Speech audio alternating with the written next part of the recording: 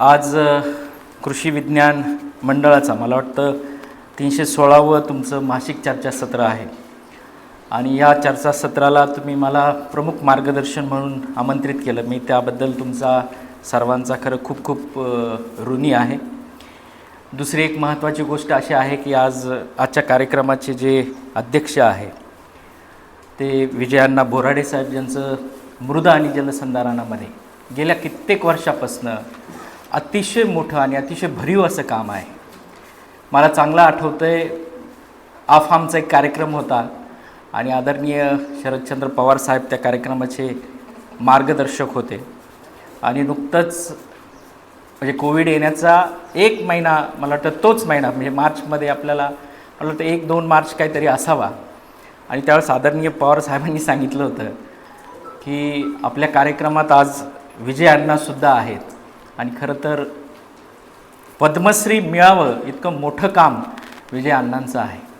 म्हणजे आज मला अतिशय आनंद होतो की अतिशय ऋषितुल्य व्यक्तींबरोबर मला इथं बसायची संधी खरं मिळाली आणि विजय अण्णांचं काम माझे मार्गदर्शक डॉक्टर सुधीर तांबे साहेब असतील, आदरणीय बाळासाहेब थोरात असतील, म्हणजे कृषी क्षेत्रामध्ये फार कमी लोकांचं अतिशय ग्राउंडला काम आहे आणि त्याच्यामध्ये प्रामुख्याने विजय अण्णांचा खरं उल्लेख करता येईल.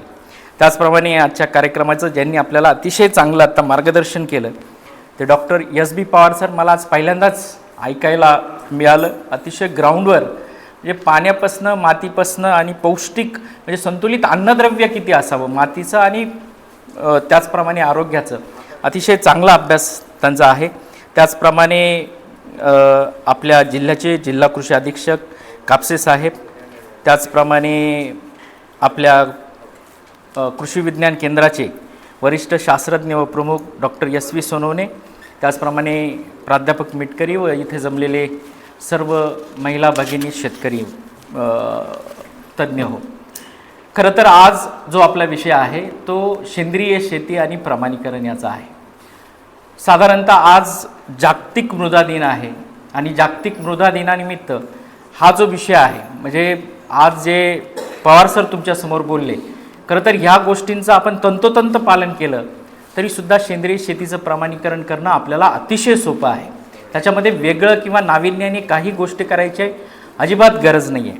परंतु एकंदरीत आज जागतिक मृदा दिन असल्यानिमित्ताने थोडं मी पुन्हा एकदा जे सेंद्रिय कर्बावर सर बोलले त्याच्यापासून विषय सुरुवात करू. कारण आज जर आपण पाहिलं तर शेतीमध्ये म्हणजे आज आपण शेतीमध्ये पाहिलं तर मातीची उपजाऊ क्षमता जी आहे ती दिवसेंदिवस कमी कमी होत चाललेली आहे. 1965 ते 1972 साधारणतः हा जो काळ होता याच्यामध्ये डॉक्टर नॉर्मन बोरलॉग आणि डॉक्टर M.S. स्वामीनाथन यांच्या संयुक्त विद्यमाने आपल्याकडं हरित क्रांती आली आणि हरित क्रांती त्या काळची अतिशय महत्त्वाची गरज होती. आणि हरित क्रांती आल्यानंतरचा काळ आज जर आपण त्याचं सिंहावलोकन केलं, आपण जर मागे वळून जर आपण पाहिलो तर कुठंतरी काहीतरी गोष्टी चुकतायत असं आपल्याला प्रामुख्याने लक्षात येते. आणि ह्या सगळ्यामध्ये आपण जर विचार केला तर आज आपल्याकडं कॅन्सर ट्रेनबद्दल बोललं जाते. पंजाब जी बठिंडामधून बिकानेरपर्यंत चालते, पंजाब आणि हरियाणा. असं काय झालं की ज्या राज्यांनी हरित क्रांतीची सुरुवात केली त्या राज्यांमध्ये आज इतकी वाईट परिस्थिती आली. आज महाराष्ट्राचा जर आपण विचार केला तर महाराष्ट्रामध्ये सुद्धा परिस्थिती अतिशय बिकट आहे. आणि फक्त मानवी आरोग्याच्या दृष्टिकोनातूनच नाही तर जी मृदा आहे त्या मृदेच्या आरोग्याच्या दृष्टिकोनातून सुद्धा आज आपण जी शेती करतो ती शाश्वत आहे का याच्यावर विचार करण्याची अतिशय मोठ्या प्रमाणात गरज आहे. साधारणतः आपण जर सिंहावलोकन केलं एकंदरीत शेतीचा शोध जो आहे हा 10,000 वर्षापूर्वी लागला. निकोलाय वालिलाव जो रशियन वनस्पती शास्त्रज्ञ आहे त्याच्या मतानुसार जो शेती आहे त्या शेतीचा शोध 10,000 वर्षापूर्वी लागला गेला असावा असं तो म्हणतो. शेतीचा शोध लागायचे कारण काय होतं तर पूर्वीचा जो मनुष्य होता तो भटकंती करायचा मोठ्या प्रमाणात. त्याला जे अन्न पाहिजे एक तर शिकारीतून मिळायचं किंवा जंगलांमध्ये जे कंदमुळं आहेत, फळं आहेत याच्यातून त्याला त्याचं अन्न मिळायचं. पण ही भटकंती कुठंतरी थांबावी, कुठंतरी स्टॅबिलिटी यावी याच्यासाठी शेतीचा शोध लागला आणि शेतीचा शोध जर कोणी लावला असेल तर तो त्या काळच्या माता भगिनींनी लावला. आज जर आपण पाहिलं तर ज्या ज्या ठिकाणी महिलांचा सहभाग शेतीमध्ये अतिशय मोठ्या प्रमाणात आहे, त्या त्या शेती समृद्ध आहेत, त्या त्या शेती पुढं आहेत. मग ती कुठल्याही प्रकारातली शेती असे ना, सेंद्रिय असू द्या, पारंपरिक असू द्यात किंवा कन्व्हेन्शनल जे रासायनिक म्हणतो त्याप्रमाणे. मग या महिलांनी जो शेतीचा शोध लावला 10,000 वर्षापूर्वी, त्याच्यामध्ये 3 प्रामुख्याने गोष्टींचा उल्लेख निकोलाय करतो. त्याच्यामध्ये पहिली जी गोष्ट होती की त्यांनी मातीच्या सुपीकतेवर अतिशय चांगलं काम केलं. म्हणजे त्या काळी त्यांना बियाणं लावण्यासाठी माती नांगरली पाहिजे, माती भुसभुशीत केली पाहिजे, हा शोध खरं त्या महिलांनी लावला 10,000 वर्षापूर्वी. दुसरी गोष्ट त्यांनी अतिशय चांगली केली ती म्हणजे आपल्या भौगोलिक परिस्थितीनुसार बियाण्यांचा शोध त्यांनी लावला. ॲमर आणि आईन्स्टाईन नावाचं जे गवत होतं, त्या गवतातून गव्हाचा शोध लागला गेला आणि त्याच्यानंतर वेगवेगळ्या व्हरायटी आपल्याकडे खऱ्या अर्थाने आल्या. आणि तिसरी महत्त्वाची जी गोष्ट आहे जी पवार साहेबांनी प्रामुख्याने सांगितली की पीक विविधता, ज्याला आपण म्हणतो की पीक म्हणजे एका ठिकाणी आपण किमान 2 किंवा किमान 4 किंवा 3 पिकं एकत्र घेतली पाहिजे, जे सहचारी असले पाहिजे. या पीक विविधता या 3 गोष्टींवर 10,000 वर्षापूर्वी महिलांनी काम केलं.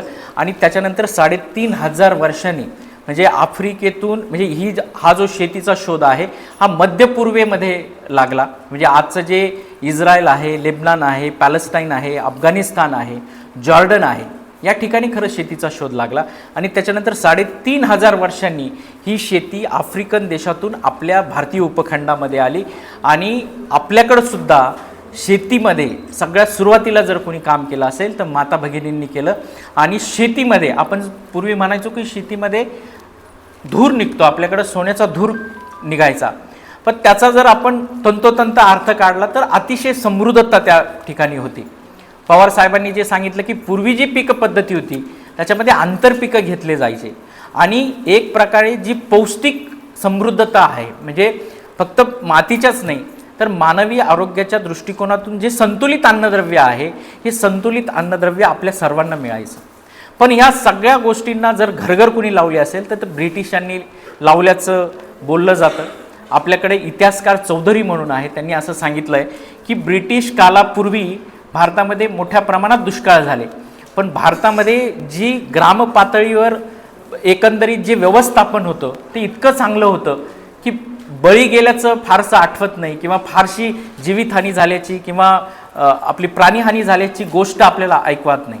परंतु ज्यावेळेस ब्रिटिशांचा काळ आला आणि ब्रिटिश काळानंतर ज्यावेळेस आपल्या भारत देशामध्ये मोठ्या प्रमाणात एक दुष्काळ पडला, त्या दुष्काळामध्ये प्रचंड मोठ्या प्रमाणात जीवितहानी झाल्याचं इतिहासकार चौधरी सांगतात. त्यांनी पश्चिम बंगाल असेल, बिहार असेल किंवा उत्तर प्रदेश त्या काळचं जर चित्रण तुम्ही जर वाचलं असेल तर त्याच्यामध्ये भयंकर परिस्थिती होती की 3-3, 4-4 किलोमीटरला साधारणतः लोक मरून पडलेली असायची, म्हणजे प्राणी मरून पडलेली असायची आणि गिधाडांव्यतिरिक्त आजूबाजूला काही नसायचं.